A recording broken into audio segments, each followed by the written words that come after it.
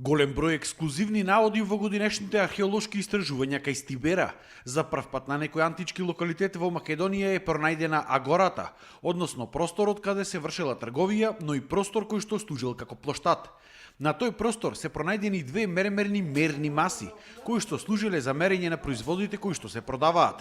Една за цврсти предмети, а друга за течни продукти како вино, млеко и останато.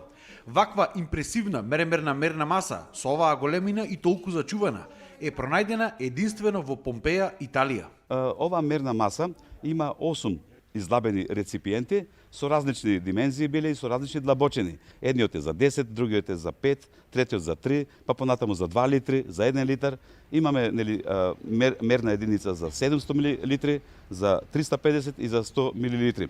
Така да оние луѓе кои што доаѓале тука да продаваат, односно купуваат течни прехрамбени намирници, како што е виното, млекото, ќе сипат во оној реципиент кој што им треба количински и после верификаторот, агорономот,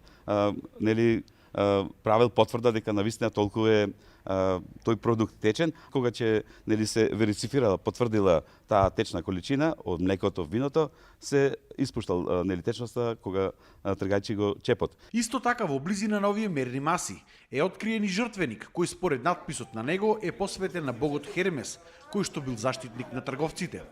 Најексклузивниот можеби наод е мермерната биста на жена, за која се претпоставува дека припаѓала на Фаустина, жената на римскиот император Антони Пи, кој што владел во средината на 2 век од нашата ера. Тоа е време на најголемиот процут на Стибера. Неговата жена Фаустина починала релативно млада, на 40 години, во 140-та година.